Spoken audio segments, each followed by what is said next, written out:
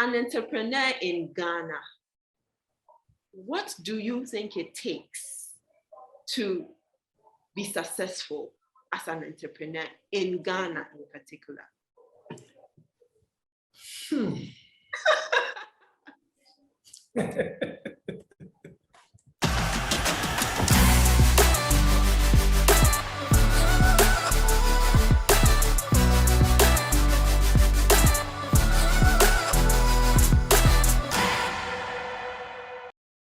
Hi, everyone. You are welcome to the Gifty O Conversations. Today, I am overly excited because I'm going to be having a conversation with someone I look up to and someone who inspires me a lot. If you are an up and coming entrepreneur, please, this video is for you. So watch till the end. Today, I have the opportunity of having a conversation with Mr. Francis Monnie, who is a co-founder of Grow For Me, a company that is currently worth millions of dollars. So I am excited to know the ins and outs and how he got into this entrepreneurship. Mr. Monnie, please, you're welcome to the conversation. Thank you, Giftio. It's great to be here. Thank you for making the time. I am personally interested in this conversation because this is the time I get to chat with you and know how Grow For Me came about. I don't want to do a lot of introduction about what Grow For Me does because you are here and you speak about it yourself. One thing I want to ask first, if you are to describe yourself in a word, what will that word be? That's deep. Well, I would say I'm a risk taker. Wow. Wow. And you think that is important or that helped you in bringing Grow For Me this far? Of course, to achieve any milestone in life, you would have to take risk. You don't know what is ahead. Yeah. And so just trying to move to achieve a certain target, it's all about taking risk. Yeah. Wow. Wow. So you are co-founder for Grow For Me. We will talk about what Grow For Me does in a few minutes, but the company is now worth millions of dollars. Let's say 12-year-old Francis Monnie, 14-year-old Francis Monnie, did you ever think that you would reach this far? Well, as a young boy, I think it's every young man's dream to become rich, right? Yeah. So yes, as a young guy, I wanted to be rich and I've always dreamed of being rich. And as a matter of fact, I've made it as fabric, my entire fabric, okay? So I go to church, sometimes I sow seeds in the bit that God, as I'm sowing these seeds, help me find my position that will make me rich. I remember some time ago, I went to Action Chapel and the Archbishop was raising funds and he said he wants millionaires. He's raising the next 100 millionaires and he called for the seed. I carried everything I had in my pockets and I went to drop it. Wow. And he poured oil on me that day. So when I came back, I said to myself, I'm going to be rich one day. Wow. So yes, it's been a dream. We are not there yet, but we are going. Wow. I like the belief and the enthusiasm. I met you on University of Ghana campus. And I know that you studied agricultural engineering. Why agricultural engineering? What led you to that path? Agriculture engineering. Wow. Not an easy course.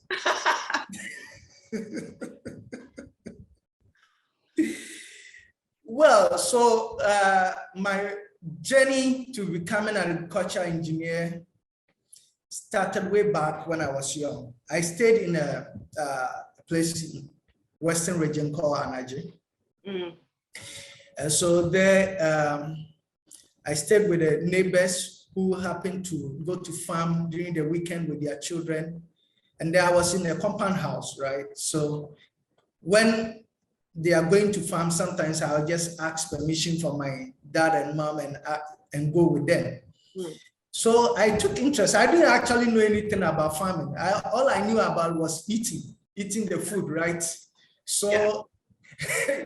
Whilst going to farm with these people, these neighbors, I got so intrigued about how the corn, we go and put seed in the soil. The next moment we go and we are harvesting.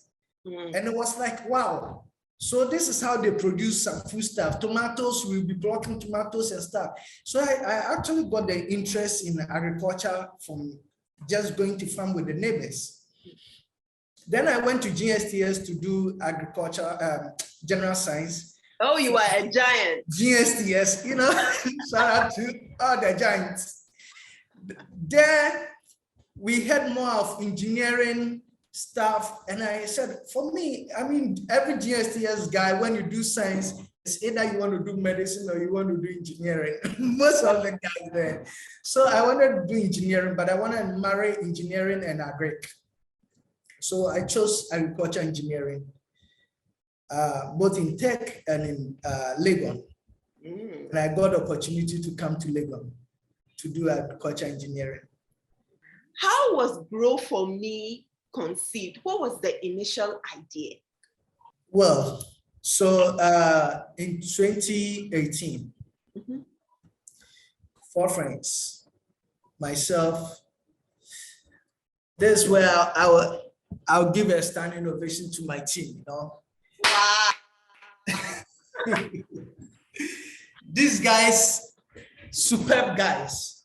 Wow. Nana Jima, who is the CEO of Grow For Me, mm-hmm. Godfrey, the CTO, and Pame Bequin, who is an advisor. We did a bicycle ride from Ghana to Nigeria. Wow. Yes, on bamboo bike.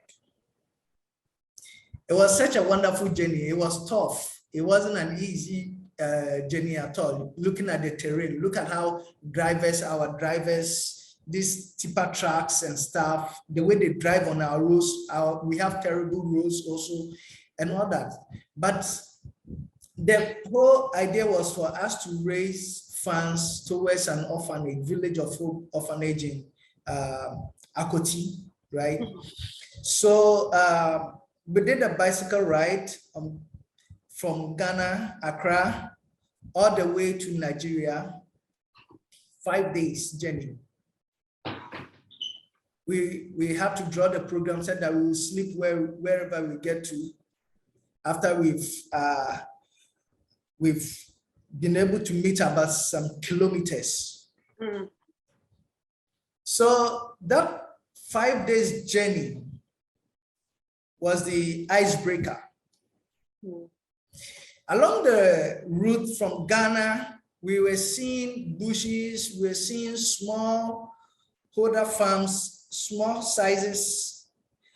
We got to Togo, we saw same, Benin, we saw that they were doing nice irrigation farms along the beaches, but these were small farms. Mm. So we were asking questions along the way because we all have passion in agri. Yeah. Myself and Kwame, we were doing something together, pineapple production. Nana was in tech, but Nana also did agriculture engineering. And so he specialized in mechanization. So we realized that there's a huge challenge with the agri space. And if we have this number of people, vast lands lying there, and people are just cultivating small portions, what could be the challenge? That is where we started thinking through, and we realized that there is finance gap, right? Yeah. Most farmers have the land. but they don't have the financial muscles to scale what they are doing. Yeah. And so we sat down, and through our iteration, we came up with Grow For Me. Initially as a crowdfunding farming platform, where we raise funds from individuals to sponsor smallholder farmers to scale. After take the produce, sell, and pay back to them with profit, because we wanted to debunk the concept of free things, right? Yeah. So it has to be business where people put money in, support you, then you know that you are receiving funding. So produce and bring back with returns. Then it gets everybody serious and everybody benefits. So we share in the proceeds that come from the farm. That was the concept of Grow For Me. And it's been amazing through the journey. When we came up with this, we started the pilot and all that, and it worked. Then we saw the major issue isn't even about just funding to scale, but the major issue had to do with aggregating of the commodities. Wow.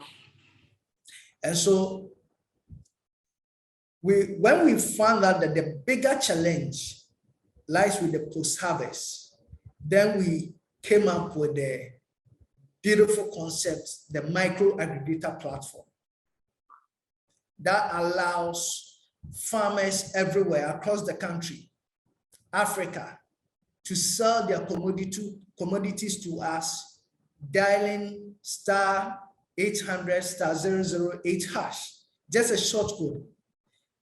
It runs on a USSD technology, right? You don't need internet service to sell your commodities. Yeah. So if you take your phone right now and dial *800 *008 hash, you can sponsor a farm, you can fund a trade, you can request to buy and request to sell to us. Wow. Wow. That is the beauty of Grow For Me. So we are currently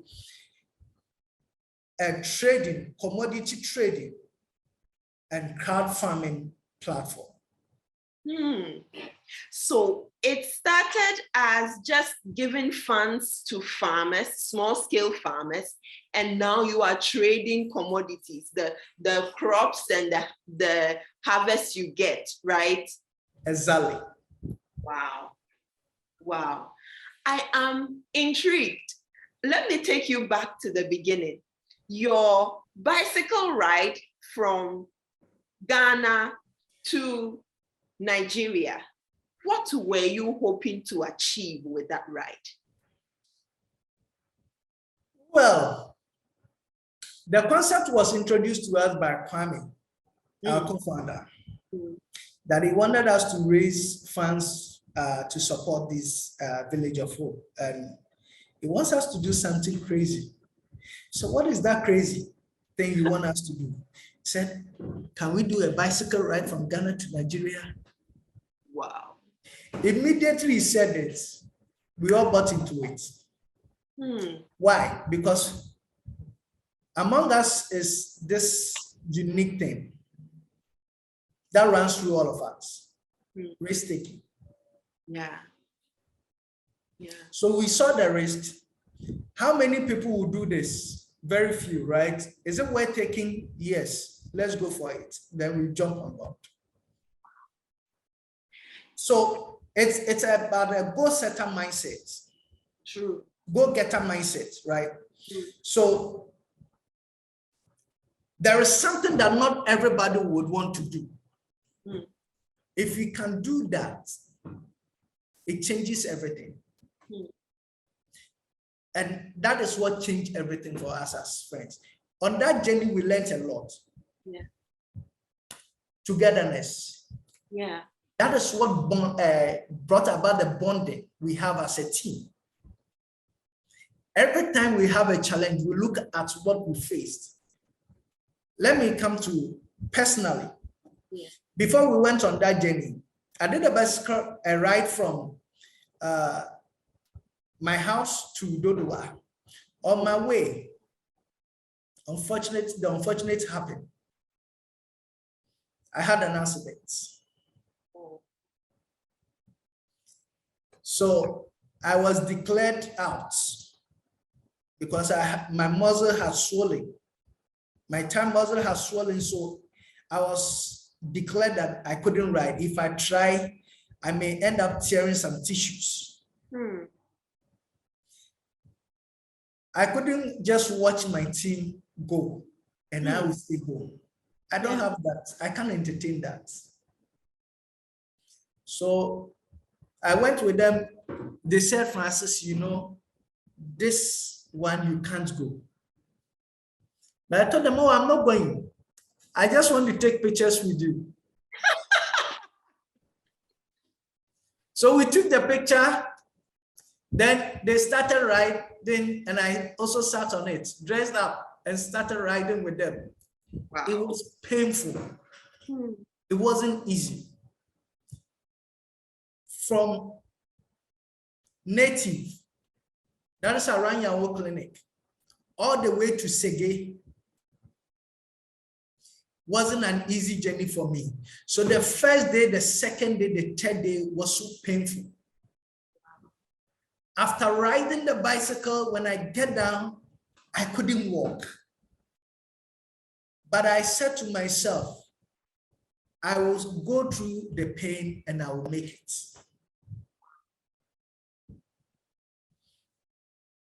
Whatever will happen, let it happen.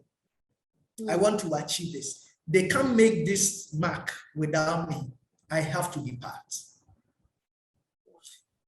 Glory be to God. The third day, by the end of the third day, the pain was gone.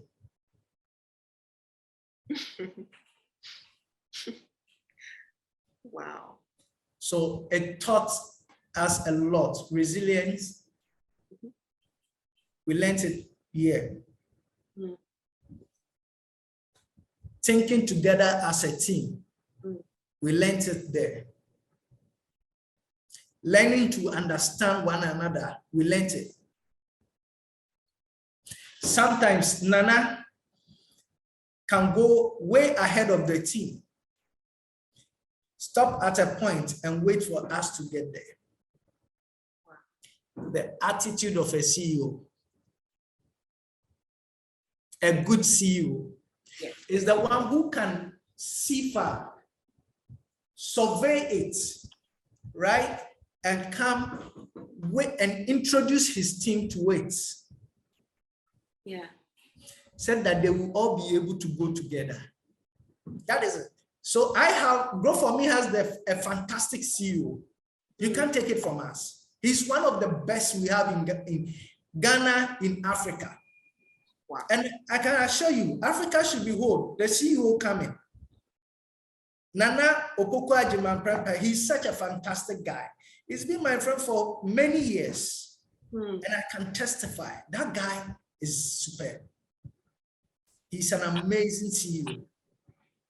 You know, I have had the opportunity of interacting with him a couple of times and even working with him a couple of times. And I can attest to the fact that when you see him in the beginning, you say, no, this guy pushes so much, but you can feel the zeal, tell that he is interested in what he is working on, and he will do anything to make sure that what he envisions comes to pass, but not at the risk of the other people who are in the team. And that is one thing I have noticed about him, that I can attest to that fact.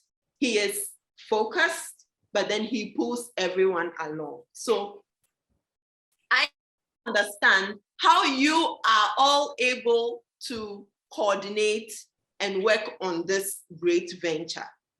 Thank you for sharing that with us. Thank you so much.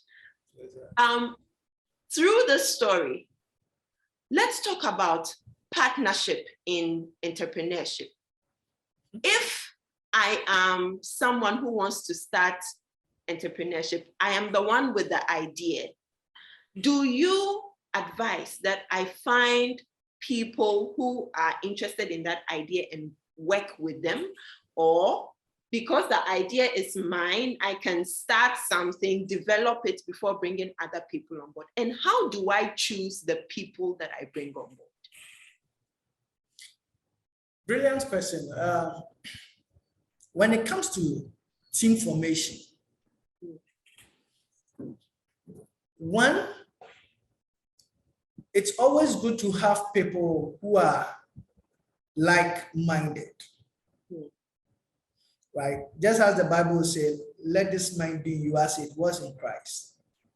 Why? The reason being that that is the only way you will focus on the same goal. So you need a team who are like-minded, who also can see into it. Sometimes the people may not really know it all.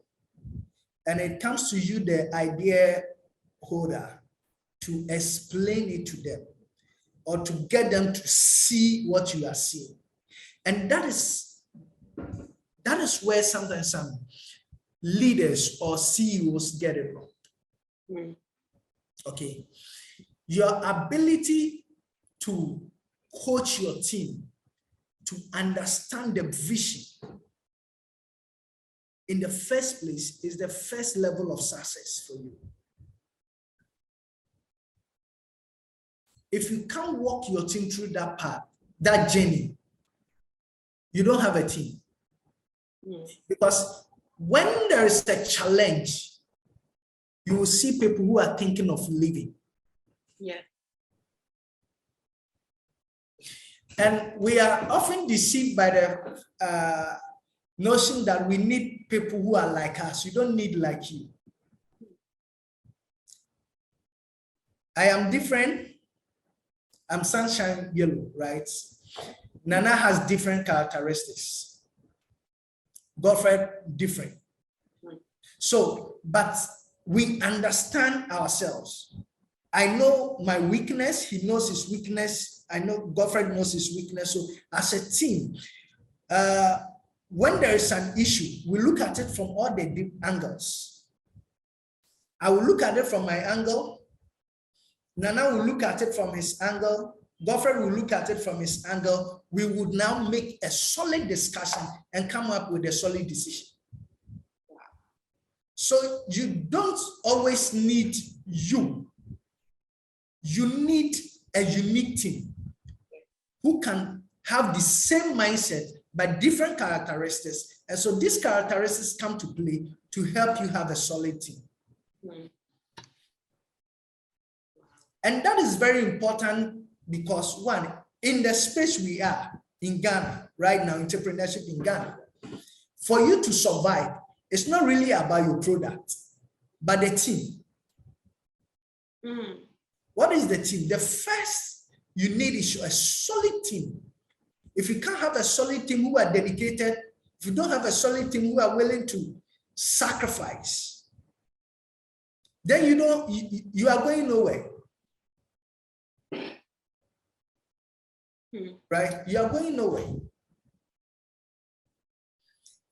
And sometimes we think it's about intelligence. No. Ask me to form a team. I don't need people who are extremely intelligent. If you are intelligent and you are not loyal, you are not dedicated, I don't need you. Wow. Because for us, what we've realized is sacrifice. People who can sacrifice. So important. So when you are forming your team, are you looking for people who can sacrifice? Or you are looking for people who are just intelligent? If the person is intelligent and cannot sacrifice, you don't have a team. That's incredible. And so do you take, I'm assuming that you take this even to hiring people on board, right? Yes. Wow. See, we are very slow to hire people, right? But we can fire easily. That I recently fired a farm manager. Why? non-performance, not ready to sacrifice. Right? He showed every characteristic that he could do the job. And so somebody put a recommendation in for him. And we decided that, okay, I mean, we respect the person who made the recommendation. So we gave him the opportunity. Yeah. 2 months, he couldn't perform. I just, look, let's change this guy quickly. Definitely. Definitely. So because, be slow to hire, be quick to fire. Wow. I'm noting that down for future reference. Let's talk about Grow For Me's very first few successes. I mean, you come up with this idea that you are going to fund small scale farmers. I'm assuming you went through a process and then you got probably your first customer. How was the first success like? How did it feel like? Wow.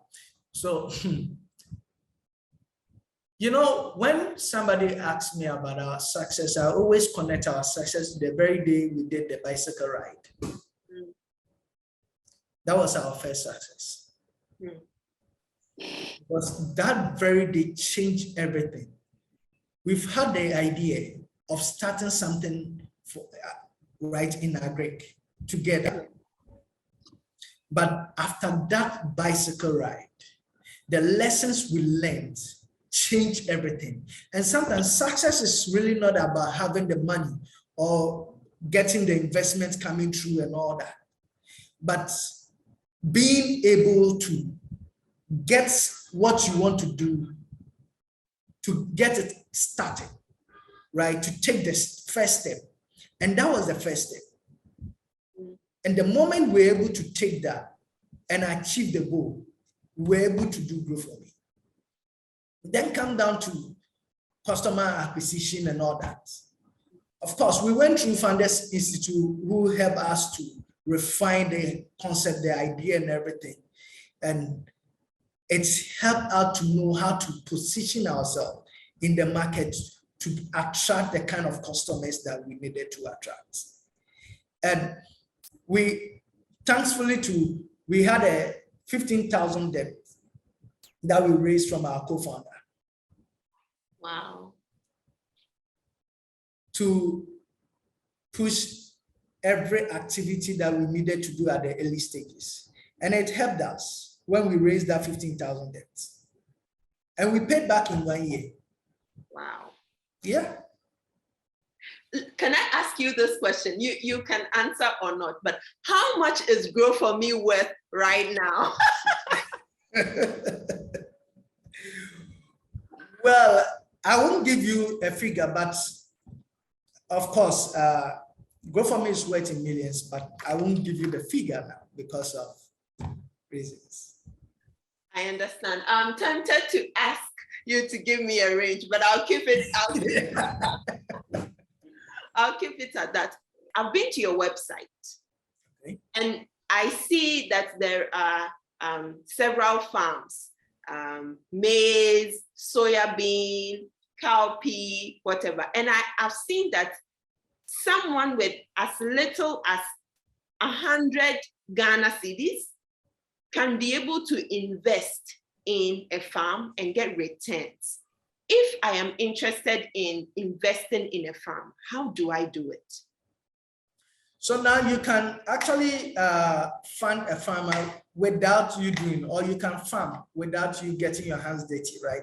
There are, look, in Ghana, currently we have about 9.5 million smallholder farmers in Ghana. Yeah.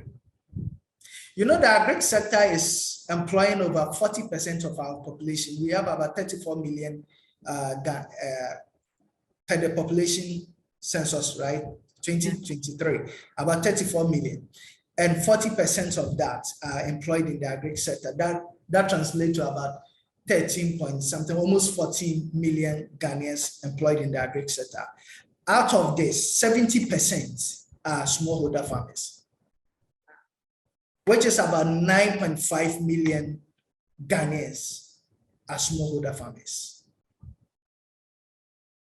Okay, so you don't need to add up. Yeah. You need to be very strategic and diversify your funds. Yeah. Okay, you can choose to put all your money in treasury bills, in bonds and stuff. We can see what is happening currently in the country.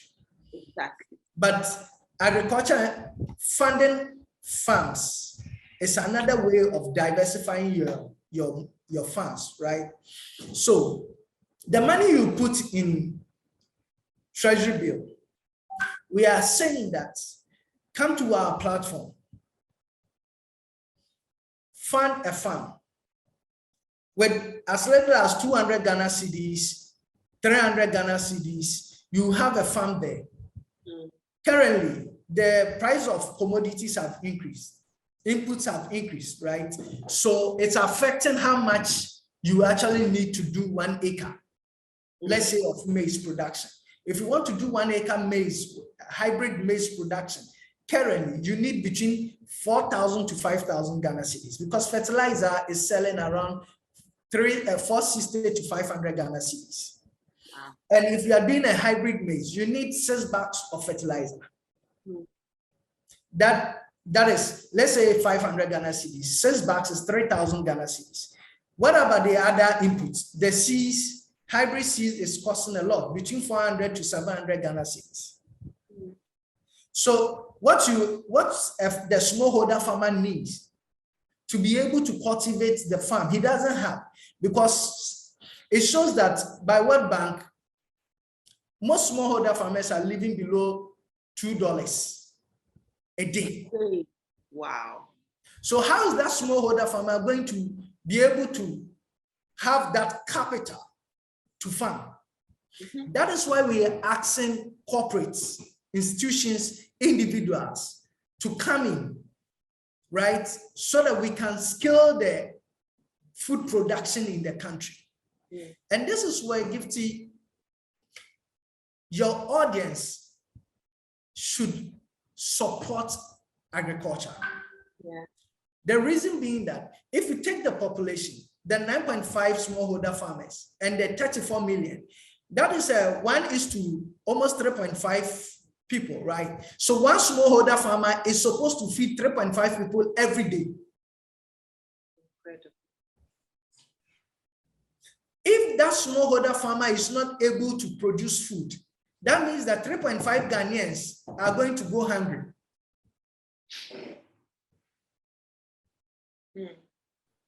Okay, ideally, as a human being, starve yourself between 30 to 50 days. You'll be so weak. Without food, just on water, you'll be very weak. Between 43 to 70 days, we will put you in the coffin. So you see why food is so necessary. Food is a daily necessity, right? For our survival as humans. And as Ghanaians, this is what is holding us. These smallholder farmers are the ones producing 2/3 of the food we eat in the country. Now, input costs have gone up. They don't have the money. So how are they going to produce? You and I need to step in, fund these farmers through institutions like Grow for Me and other Agri-Techs, so that we can we've put in measures that monitor the farmers. And at the end, we take the commodity, make the commodity available to the industries to produce the food. And Grow for Me is doing amazing stuff.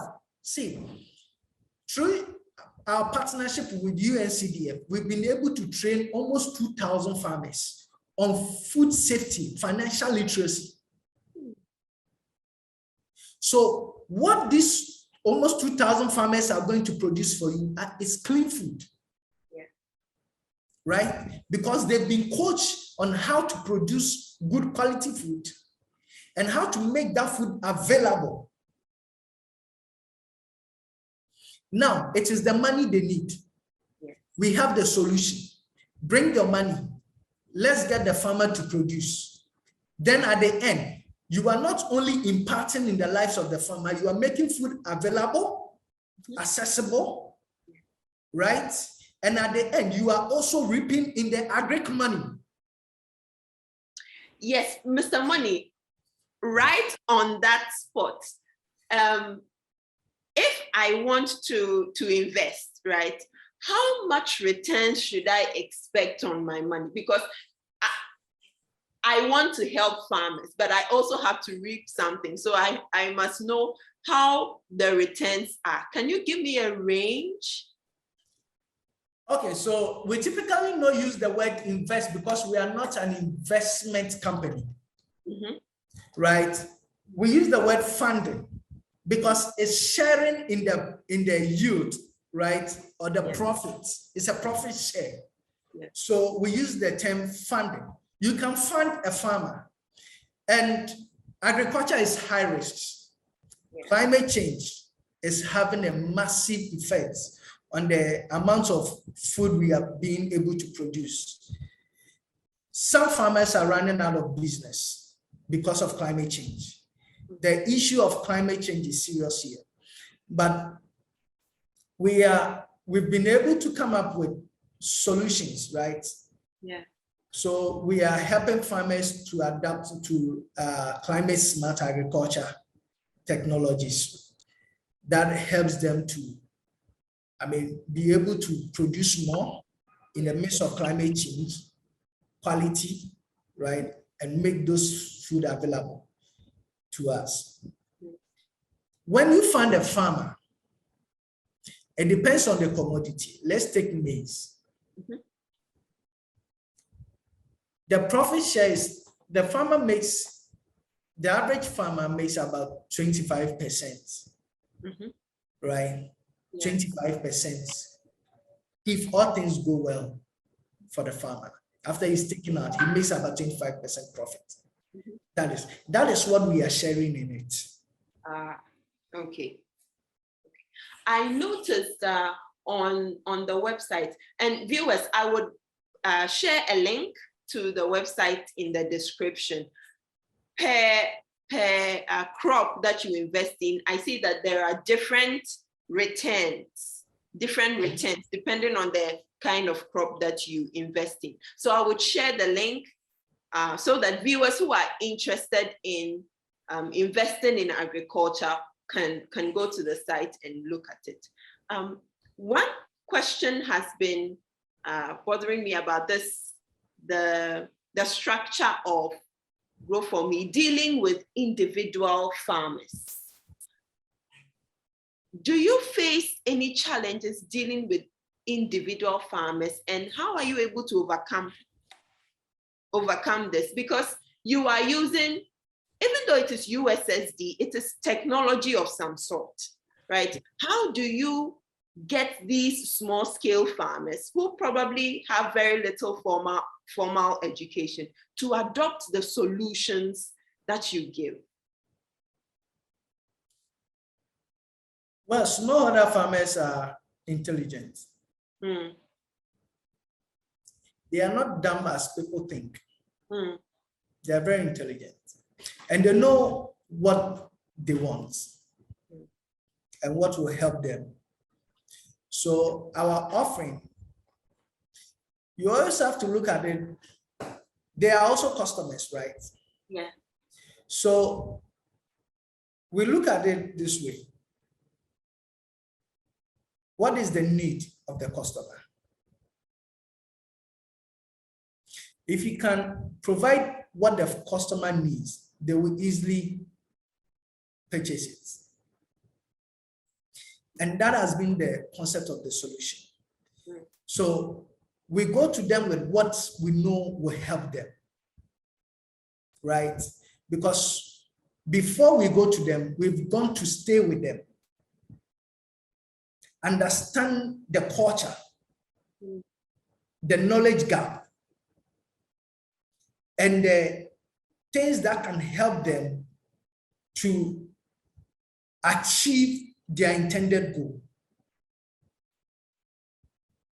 The smallholder farmer knows that he needs fertilizer to apply. Yeah. So when he's farming, he makes he looks for money to buy fertilizer. So when the farmer knows that to sell his commodity, if he can sell, he can just dial a short code and be able to sell his commodity without moving from his house, or can just take his tricycle and carry his commodity to the nearest warehouse and be able to sell his commodity without passing through a third party. Yeah. That is good for him because his commodity is his bank. True. And so that is the exact solution we have provided for them. And we go to them and educate them on the solution we have provided. That is the very reason why they will jump on board. Else you can go with your technology and they will mind. They will look at it, they will listen, but you have to take that effort to educate and walk them through the steps to let the farmer know that this is what this solution is going to offer you this benefit. Yeah. And then they will go with us. And two, we don't work with individual farmers, we work with farmer-based organization. Okay. Right. Though the farmer-based organization is made up of individual farmers, we believe that as a cooperative, you serve as a guarantor to one another. And they check on themselves a lot. So we go through the Ministry of Food and Agriculture, the directorates in the various locations. Mm-hmm. Then we reach out to the farmer-based organizations in the communities and we work with them. And every farmer we are working with you, we have your data. You can't run away. Yeah, that gives some assurance, knowing that you are not just working with individual farmers, but then are working with sort of corporations or groups of farmers. Yeah.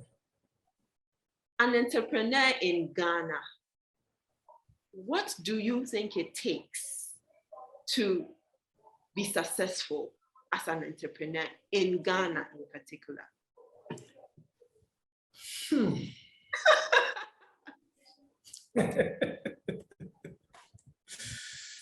So, the entrepreneurship space is not young, neither is it too old,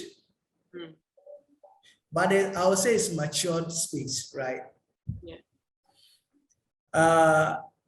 To survive here in Ghana, earlier on I talked about having a solid team. That should always be your number one, a solid team. So your team and your network, very important. Because there's a saying that your network determines your network. Yes. Don't joke with that statement. It's very important. So you can't survive in the entrepreneurship space if you don't have a network. You will go through so much struggle. Sometimes it takes just one person to say a word to open a door. And you have to, yes, you pray and all that, but you need the network. Because God will act through human beings. Right. So to survive as an entrepreneur in Ghana, have a solid team, have a solid network. That's number one. Two, oftentimes people don't give reverence to regulations. What is the legal and the regulatory framework within the space you are operating? Grow for me, as I said, our fantastic CEO has done a massive work, right? He helped us to all the regulations that we have to go through quickly. So as we speak, we are the first crowdfunding company in Ghana to be given that approval or no objection notes by Security and Exchange Commissions, Ghana. Wow. Others were raising funds, doing all sort of stuff. But for us, we want to build a credible business. We want to build a business not just in Ghana, but across Africa. Grow for Me is incorporated in Kenya, Nigeria, Burundi. We are starting operation in all those places. We don't joke with regulatory frameworks. Every location we want to operate, we want to know what are the systems, what are the regulations, so that we submit to those regulations. Do you know what it does? There are people who are providing checks and balances on what your activities. And so you just can't behave anyhow. Yeah. It is millions of cedis or dollars coming in, right? What if somebody takes the money to go and blow somewhere else with their girlfriend or the wife and children and all that? What happens? Yeah. That is people's hard-earned money. And so regulatory framework, don't joke with it. If you want to survive, submit yourself under regulation. The third thing I'll say you need is a strategic partnership. And watch out for Grow For Me. We are about to hit and become a household name in Ghana because of strategic partnership. That has always been a goal. If you want to grow fast, you need partnerships, strategic ones. Yeah. Because sometimes you just need to jump on the train. That is the fast train that is running. Okay? So that they can take you far. We were having a discussion about a particular, should I say, crop or plant. I won't go into that in this conversation. Maybe some other time we will talk about that. And it comes to what you said about jumping on the fastest moving train. Yeah. Hopefully, I can bring you back some other time to discuss that particular plant. One last question, which I think is, in my opinion, is very important, is the issue of funding. If I am an entrepreneur, how do I position myself so that I get funding?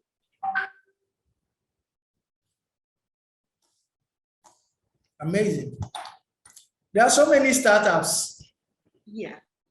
On the issue of funding. Amazing topic. See, in 2021, African startups raised 2 billion. Tech startups. That is Agri-Tech, fintechs, other techs. They raised 2 billion to Africa, right? In 2022, they raised 3.3 billion.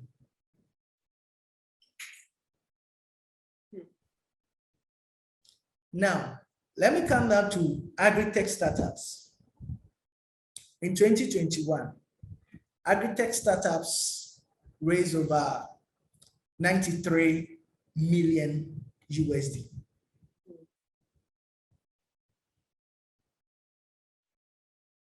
Six Agri-Tech startups in 2022 raised over 112 million USD. 6.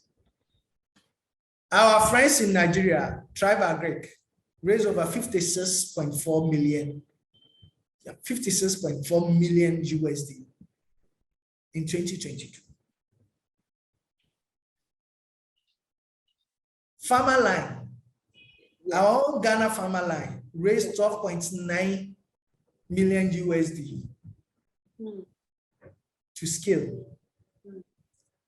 How did they do it? I'm not even talking about Grow For Me. Yeah. You see, I'm not even mentioning Grow For Me. Yeah. I just want you to see something here. Regulation is very important. Every investor is looking at your documents It is not the hard work you are doing out there. Yeah. Your hard work, yes, the numbers are important. But one, your structure as a company is very important to influence investor confidence.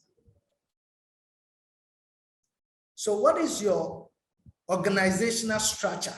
How is it? Who are your board members?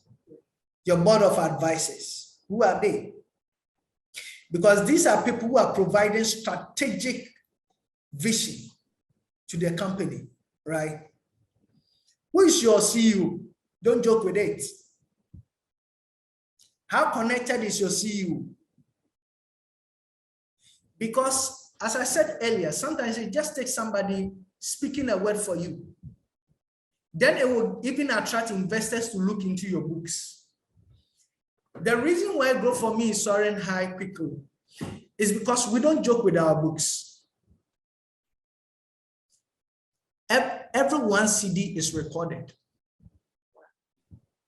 Clear accountability. And our system is so open. When you come, as even if you're a funder, right? You are funding a production and you come and you want to see that we use your money. We can show you where your money is sitting in our books. Mm. And it doesn't take long because we have automated everything we do here. So your books is equally important to attract the investor confidence. And your team. Who are your team? Okay. They will dig into the background of your team. What is their capabilities? Nana is a two-time entrepreneur. He was the former CEO of Asorba. Yeah. Right? So much knowledge in the tech space. He holds a master's degree in agriculture engineering, machine systems. I'm just describing the Grow For Me top management team to you, right? Yeah. Myself, I have over 7 years experience in farm management because I ran a farm management company, right, before Grow For Me. Now, I have my master's in agriculture engineering, specializing in soil and water. Amabel has a master's in agriculture engineering, agronomy. You get it? Yeah. Godfred has been building heavy tech platforms in the country. He was part of the team who built MTNIU. Wow. He's been building tech for high organizations, very powerful organization. So look at people, the kind of experience, the team. These are the 4 core management team, and we've kept the team size very small. The management team size very small, right? So investors will look at your team also, their strengths, their weaknesses. And we have strong board made up of professors who have strong knowledge in the agri space, not just anybody becoming a board member. Yeah. And that is where sometimes some people don't take it serious and they set up a team and they are looking for funding, but you won't get it. Because those who are holding you, the foundation should be solid. That is what investors are looking for. And how the traction you are making, Don't joke with it too. What is the trash? Can you prove? And because we are taking data of everything we are doing, it is open. The same way, go to farmland. The ability to raise 12.9 million USD was because of their books, the network they have, the strength of their team. Very solid, very important. So to the startups or the young entrepreneur who wants to raise funding, this important things should not be overlooked. Else you struggle. You go everywhere. Why should I give my money to you? The fact that you have an idea doesn't mean anything. Yeah. You get it? The vision is important though, but the team makes up the vision, not the vision that makes up the team. It's the team. Because one, everything is changing. Can your team sit down to become innovative, to quickly refine their idea and come up with a solution that the majority are looking for? You see, so if you hold on to just the vision, you will crash. You need that solid team to make the vision a reality. Wow. Wow, Mr. Monnie, thank you so much for all this insight. And it's been an incredible conversation. I am taking notes myself. I'll probably rewatch this over and over because I'm also an aspiring entrepreneur. So thank you for sharing your knowledge with us. Thank you for sharing the Grow For Me story with us.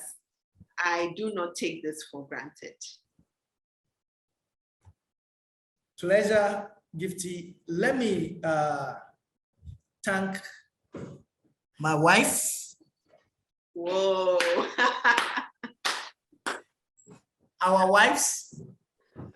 One, Mrs. Deborah Afusika Monnie, Angela Prempe, and Dorcas Owusu. Wow. Oh my God. See, it started with them. Entrepreneurship it's not easy, right? In Ghana. Yes. It's not easy. Sometimes when you're starting and the finance is not there. But I want to use your platform to let them to understand that we appreciate them so much. They are the reason why Grow For Me is Grow For Me today.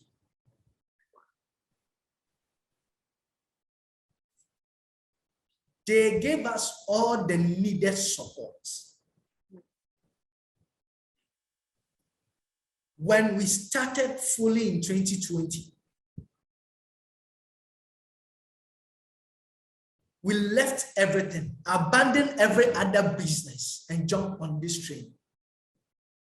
We have families, but these women stood to take care of the families just to make sure that we are pursuing the very dream that we've shared with them.